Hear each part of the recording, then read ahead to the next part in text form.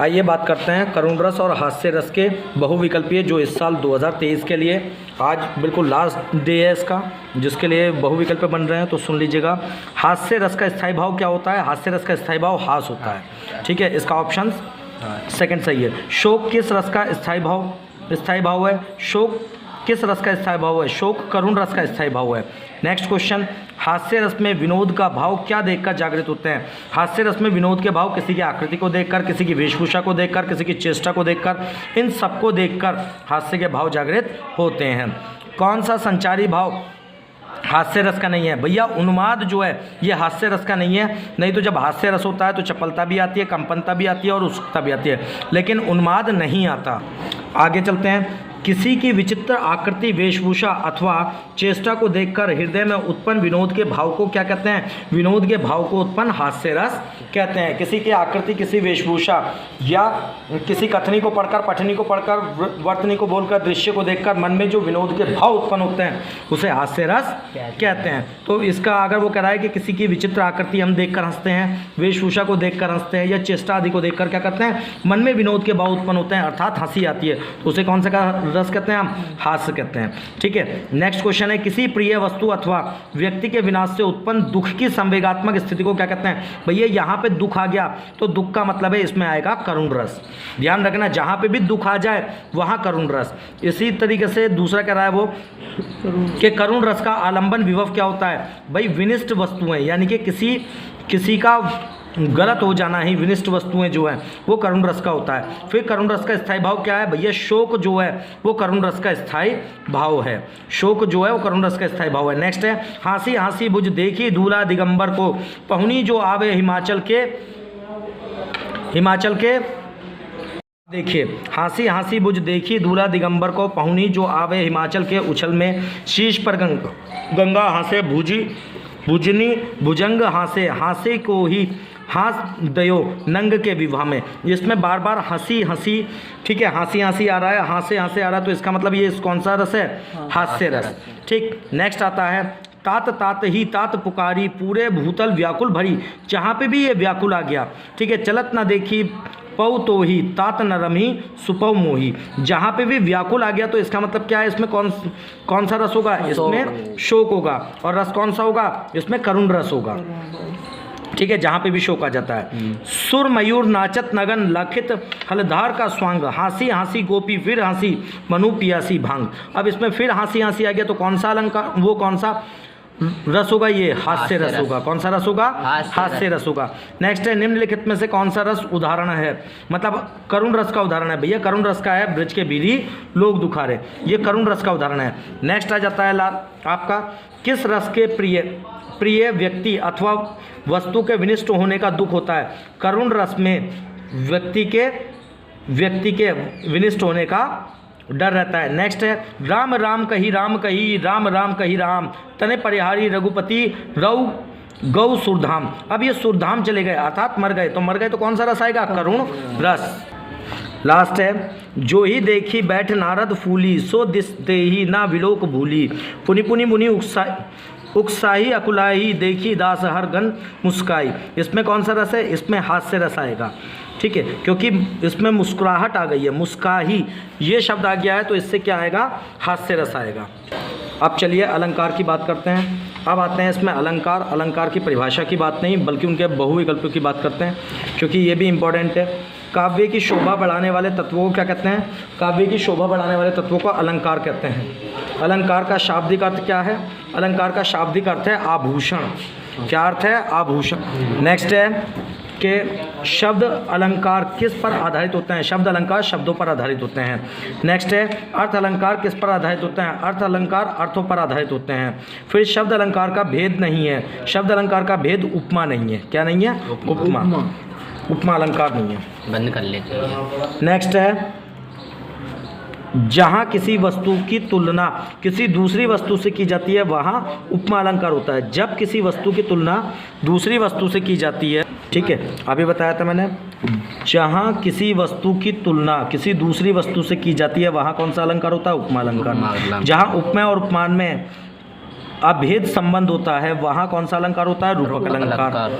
कौन सा होता है? रूपक अलंकार। नेक्स्ट है उपमा अलंकार के कितने अंग होते हैं भैया? उपमा अलंकार के 4 अंग होते हैं। कितने होते हैं? 4। फिर उपमा अलंकार का अंग नहीं है, उपमा अलंकार का अंग जो विशेष धर्म नहीं है। ठीक है, फिर नेक्स्ट कहता है किसी वस्तु या प्राणी की तुलना की जाती है उसे क्या कहते हैं? किसी प्राणी या वस्तु की तुलना की जाती है उसे उपमेय कहते हैं। ठीक है, नेक्स्ट है जिस प्रसिद्ध वस्तु से उपमेय की तुलना की जाती है उसे क्या कहते हैं? उसे उपमान कहते हैं। उसे क्या कहते हैं? उपमान कहते हैं। कोटि कुलुत्सम वचन तुम्हारा पंक्ति में कौन सा अलंकार है? इसमें उपमा अलंकार है। ठीक है, आए महंत बसंत पंक्ति में कौन सा अलंकार है? इसमें रूपक अलंकार है। कौन सा अलंकार है? रूपक अलंकार है। नेक्स्ट है निर्मल तेरा नीर अमृत के सम उत्तम है पंक्ति में कौन सा अलंकार है? इस पंक्ति में उपमा अलंकार है। निर्मल तेरा नीर अमृत के सम उत्तम है, इसमें उपमा अलंकार है। बन सर्दी चंद्रिका चादर ओढ़ पंक्ति में कौन सा अलंकार है? पंक्ति में रूपक अलंकार है। कौन सा है? रूपक अलंकार। कौन सा? रूपक। राम नाम मणिदीप धरी जही देहरी द्वार रेखांकित में कौन सा अलंकार है भैया? इसमें रूपक अलंकार है। कौन सा अलंकार है? रूपक अलंकार। नेक्स्ट है वह दीप शिखा सी शांत भाव में लीन रेखांकित में कौन सा अलंकार है? उसमें उपमा अलंकार है। कौन सा है? उपमा अलंकार है। नेक्स्ट है पड़ी थी बिजली सी विकराल पंक्ति में उपमान है। क्या उपमान है? इसमें बिजली उपमान है। ठीक है, फिर था तब तो बहुत सखा सिला सा जम जाएगा पंक्ति में रेखांकित है, तो यहाँ पे उपमेय अलंकार है। फिर है चावर सदृश डोल रहा सरसों के सर अनंत पंक्ति में वचन शब्द है। वचन शब्द जो है वो सदृढ़ है। क्या है? सदृढ़। जो वचन शब्द क्या है? वो सदृढ़ सदर्शता। अब इसकी बात करते हैं। चावर सुदर्श डोल रहे सरसों के सर अंत पंक्ति में साधारण धर्म क्या है? डोल रहा। साधारण धर्म क्या है? डोल रहे। ठीक, रूपक अलंकार का उदाहरण है। रूपक अलंकार का कौन सा उदाहरण है भैया? एक राम घनश्याम हित चातक तुलसीदास, ये कौन सा है? ये रूपक अलंकार का उदाहरण है। फिर उपमा अलंकार का उदाहरण कौन सा है? भूतल तवासा जल रहा, ये उपमा अलंकार का उदाहरण है। ठीक है, नेक्स्ट आता है आपका उपमेय में उपमान की संभावना किस अलंकार में होती है भैया? उत्प्रेक्ष अलंकार में। जहाँ उपमेय में उपमान की संभावना दर्शाई जाए वहाँ उत्प्रेक्ष अलंकार होता है। जहाँ पे संभावना दर्शाई जाती है वहाँ पे उत्प्रेक्ष अलंकार होता है। फिर उस काल हमारे क्रोध के तन कापन उनका लगा मानो हवा के जोर से वेग से सोता हुआ सागर जगा, इसमें उत्प्रेक्ष अलंकार है। कौन सा अलंकार है? उत्प्रेक्ष। उस काल हमारे क्रोध के तन कापन उनका लगा मानो हवा के जोर से सोता हुआ सागर जगा। ठीक है, नेक्स्ट है जहाँ उपमेय पर उपमान को बुलत अध्यारोपण किया जाता है वहाँ कौन सा अलंकार होता है? वहाँ रूपक अलंकार होता है। कौन सा अलंकार होता है? रूपक अलंकार होता है। फिर है मंजू मोचक मधुर तनु अनुरहत भुवन भुरीन मनु शुभांग सिगर सिमु तरु फराय अद्भुत फरीन, उपयुक्त पंक्तियों में कौन सा अलंकार है? उसमें उत्प्रेक्ष अलंकार है। कौन सा है? उत्प्रेक्ष अलंकार है। हरिपद कोमल कमल से पद में कौन सा अलंकार है भैया? इसमें जो है उपमा अलंकार है। हरिपद कोमल कमल से में उपमा अलंकार है। फिर उत्प्रेक्ष अलंकार के वचन शब्द क्या होता है भैया? उत्प्रेक्ष अलंकार के वचन शब्द हैं मानो जानो मनु जनु, ठीक है, मनाहु जनेहु मनु जनु, ये सभी उत्प्रेक्ष अलंकार के अंग हैं। ठीक है, उत्प्रेक्ष अलंकार के वाचक शब्द हैं। अब उपमा अलंकार का उदाहरण क्या है? पीपर पत सिरसी मंडोला, ये उपमा अलंकार का उदाहरण है। फिर है रूपक अलंकार का उदाहरण है आवत जात कुंज की गलियन रूप सुधा निज पीज, ये सब कौन सा उदाहरण है? ये रूपक अलंकार है।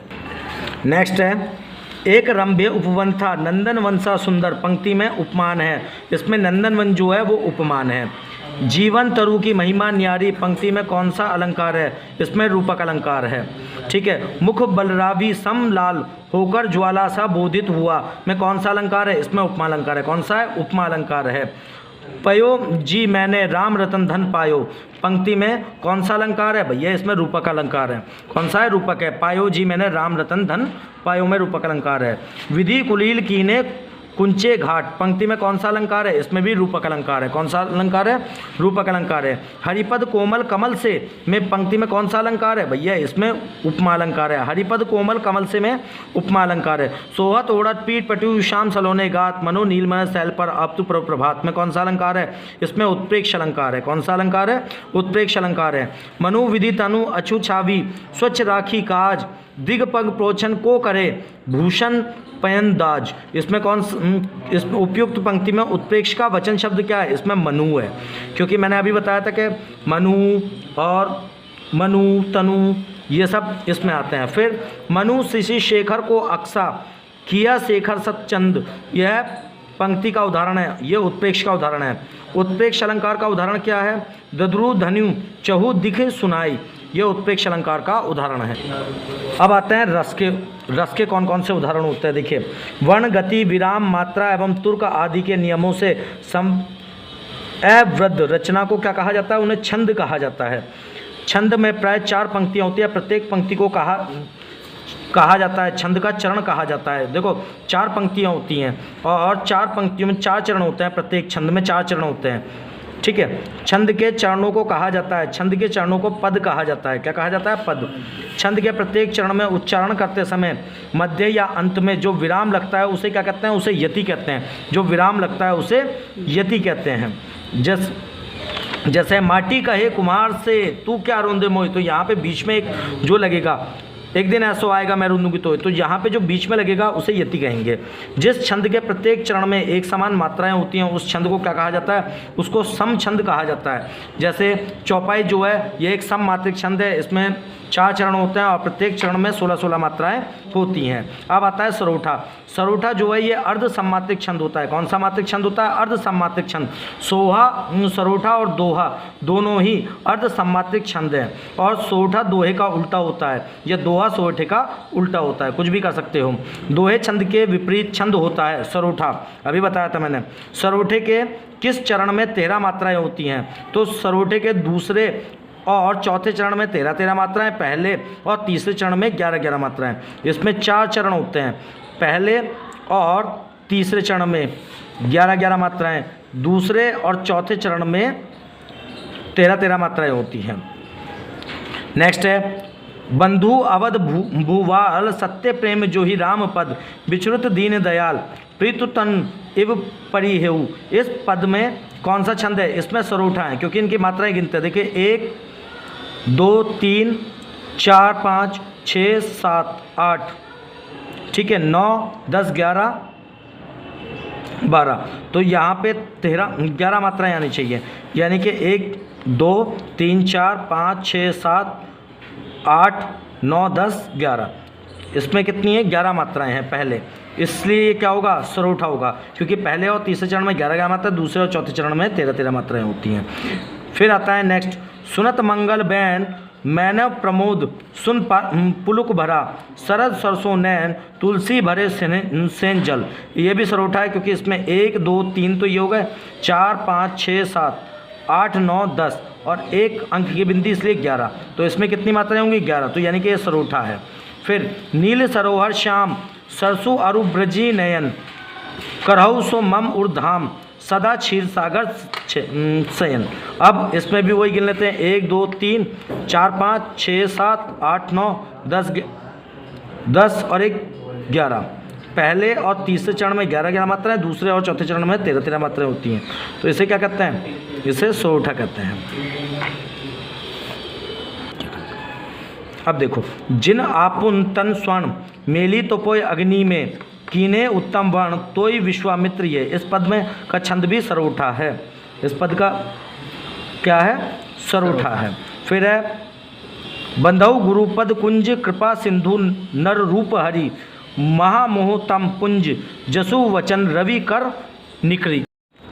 इसमें छंद है, इसमें छंद सरोठा है। फिर सरोठा छंद की प्रत्येक पंक्ति में कुल कितनी मात्राएं होती हैं? इसमें 24 मात्राएं होती हैं। सुनी केवट के बैन प्रेम लपटे अटपटे विहासे करुणे एन चिरो जानकी लखन तन। उपयुक्त में कौन सा छंद है? इसमें भी भैया सरोठा है। सरोठे की प्रथम पंक्ति में कुल कितनी मात्राएं होती हैं? 24 मात्राएं होती हैं।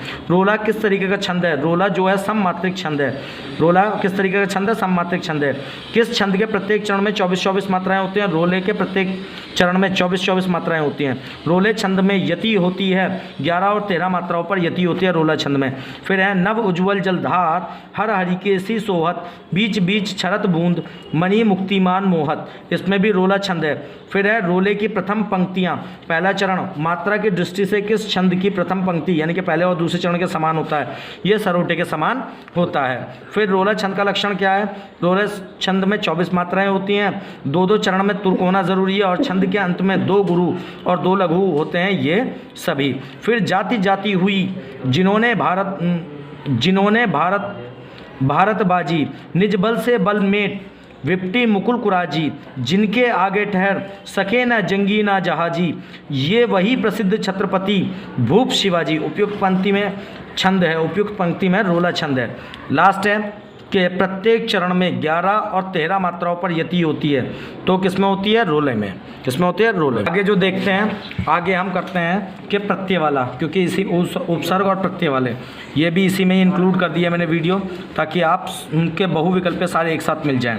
जो शब्दांश किसी शब्द के आरंभ से जुड़कर नए शब्दों की रचना करते हैं उन्हें क्या कहते हैं, उन्हें उपसर्ग कहते हैं। उपसर्ग मूल शब्द में कहाँ जुड़ते हैं, उपसर्ग मूल शब्द में प्रारंभ में जुड़ते हैं। उपसर्ग होते हैं शब्दांश में उपसर्ग होते हैं। फिर है हिंदी में कितने प्रकार के उपसर्ग होते हैं, हिंदी में 3 प्रकार के उपसर्ग होते हैं। कितने प्रकार के, 3 प्रकार के उपसर्ग होते हैं। उपसर्ग का भेद नहीं होता, ठीक है, उपसर्ग का भेद विगत उपसर्ग में नहीं होता। संस्कृत के उपसर्गों को क्या कहते हैं, संस्कृत के उपसर्गों को तत्सम उपसर्ग कहते हैं। क्या कौन सा उपसर्ग कहते हैं, तत्सम उपसर्ग। फिर तद्भव उपसर्ग होते हैं, हिंदी के उपसर्गों को तद्भव उपसर्ग कहते हैं। उपसर्गों के विषय में सत्य नहीं है, इनका स्वतंत्र प्रयोग नहीं हो सकता उपसर्गों का। नेक्स्ट है अनु उपसर्ग का अर्थ है अनु उपसर्ग पीछे लगे होते हैं। फिर अनंत शब्द में कौन सा उपसर्ग होता है, अनंत शब्द में अन उपसर्ग होता है। फिर अध्यादेश में उपसर्ग है अधि, जो है अध्यादेश में उपसर्ग है। अन उपसर्ग से युक्ति शब्द नहीं है। अनुगमन जो है ये अन उपसर्ग से युक्त शब्द नहीं है। किस शब्द से सु उपसर्ग का प्रयोग होता है, स्वागत शब्द से सु उपसर्ग का प्रयोग होता है। अन्याय में कौन सा उपसर्ग है, अन्याय में आ का उपसर्ग है। अनुवाद में कौन सा उपसर्ग है, अनुवाद में अनु का उपसर्ग है। किस शब्द में अप उपसर्ग नहीं है, अपनापन में अप उपसर्ग नहीं है। परि उपसर्ग से युक्त नहीं होता, परिंदा जो है परि उपसर्ग से युक्त नहीं होता। कौन से उपसर्ग का अर्थहीन नहीं है, तो अभी उपसर्ग का अर्थहीन नहीं है। हिंदी का अन उपसर्ग किस अर्थ के लिए प्रयोग किया जाता है, निषेध के लिए किया जाता है। अब लास्ट अनपढ़ में मूल शब्द क्या है, अनपढ़ में मूल शब्द पढ़ है। नेक्स्ट है भाई संगुठित शब्द में मूल शब्द है, संगुठित में गुठित शब्द मूल है। एक से अधिक उपसर्ग से बना शब्द नहीं है। संयोग जो है वो एक से अधिक उपसर्ग से बना शब्द नहीं है। कौन सा शब्द योग मूल शब्द और उपसर्ग से नहीं है, योगदान जो है वो योग मूल शब्द से नहीं है। कौन सा शब्द सु उपसर्ग से नहीं बना है, सुरेश जो है वो उपसर्ग से नहीं बना है। उपसंहार में मूल शब्द है, हार जो है वो उपसंहार में मूल शब्द है। अभिभाषण में कौन सा उपसर्ग है, अभिभाषण में अभि उपसर्ग है। अनुचार में उपसर्ग लगा है, अनुचार में अनु उपसर्ग लगा है। निर अभिमान में प्रयुक्त उपसर्ग है, निर जो है निर अभिमान में प्रयुक्त उपसर्ग है। अभि उपसर्ग से बना शब्द नहीं है। अभ्यारण जो है अभि उपसर्ग से बना शब्द नहीं है, अन उपसर्ग से निर्मित शब्द है। अनपढ़ जो है वो अन उपसर्ग से निर्मित शब्द है। अब बात करते हैं प्रत्यय की, किसकी, अभी हमने उपसर्ग उसकी बात करी थी उपसर्ग की, अब बात करते हैं प्रत्यय की। शब्दों के अंत में लगने वाले शब्दांश को कहते हैं प्रत्यय। प्रत्यय द्वारा किया जाता है, शब्द निर्माण प्रत्यय द्वारा किया जाता है। प्रत्यय मुख्यतः कितने प्रकार के होते हैं, प्रत्यय मुख्यतः 2 प्रकार के होते हैं। प्रत्यय किसके अंत में जुड़ते हैं, प्रत्यय धातु और क्रियाओं के अंत में जुड़ते हैं। संज्ञा सर्वनाम विशेषण आदि के अंत में जुड़ने वाले प्रत्ययों को क्या कहते हैं, इन्हें कहते हैं तद्धिति प्रत्यय। अब है कृत प्रत्यय से बनने वाले शब्दों को क्या कहते हैं, इन्हें कुंदंत कहते हैं। तद्धित प्रत्यय से बनने वाले शब्दों को क्या कहा जाता है, तद्धितांत कहा जाता है। फिर है प्रत्यय प्रयोग की दृष्टि से कौन सा शब्द अलग है, इसमें बसंत अलग है। फिर है कौन सा शब्द आहट प्रत्यय से नहीं बनता है, सजावट जो है वो आहट से नहीं बनता है, वो वट से बनता है। कौन सा शब्द आवट प्रत्यय से नहीं बनता है, घबराहट, इसमें राहट आ रहा है, आहट, और इसमें वट से नहीं बना हुआ। ये किससे बना हुआ है, ये आहट से बना हुआ है और ये वट से बना हुआ है। कौन सा शब्द कुंद्रत नहीं है, लुहार जो है वो कुंद्रत नहीं है। नेक्स्ट है कौन सा शब्द भाववाचक तदापि प्रत्यय से युक्त है, तो पहाड़ी जो है ये भाववाचक ता दीता प्रत्यय से युक्त नहीं है। प्रत्यय प्रयोग से कौन सा शब्द संज्ञा से विशेषण बना है? प्यास जो है संज्ञा से विशेषण बना है। प्रत्यय के द्वारा कौन सा शब्द विशेषण से संज्ञा बनाया गया है? गर्माहट जो है विशेषण से संज्ञा बनाया गया है। कौन सा शब्द व्यावसायिक बोधक तद्धित तंत्र है? तो चाय वाला, ये व्यावसायिक बोधक है। पन प्रत्यय से युक्त शब्द नहीं है। स्वप्न जो है वो पन प्रत्यय से युक्त नहीं है, क्योंकि बचपन, अपनापन, बड़प्पन ये सब पन से बनते हैं, लेकिन स्वप्न जो है ये पन से नहीं बनता। शोक मूल शब्द में बना सही त्वंतित शब्द है शौकीन जो है। कृंदत प्रत्यय है आई। स्त्री बोधक प्रत्यय है ता। ता प्रत्यय में निर्मित शब्द नहीं है सविता। वट प्रत्यय से बनने वाला शब्द है दिखावट। ठीक है। बच्चा शब्द के साथ पन प्रत्यय जोड़ने पर शब्द बनेगा बचपन। ठीक। महंत शब्द में त्वा प्रत्यय लगाकर शब्द बनता है महत्व। महत्व के साथ ता प्रत्यय लगाने पर शब्द बनता है महत्ता। आई प्रयुक्त से युक्त कृंदत शब्द है पढ़ाई। वा प्रत्यय से युक्त शब्द है बुलावा, छलावा, दिखावा। ये सभी, इन सभी में वा लग रहा है। वा प्रत्यय से युक्त शब्द नहीं है पुनर्नाव। वा प्रत्यय से युक्त शब्द है भुवना। आई प्रत्यय से बना कुंदत है घिसाई। लास्ट है समीप वत में मूल शब्द है। समीप वत में समीप जो है वो इसका मूल शब्द है।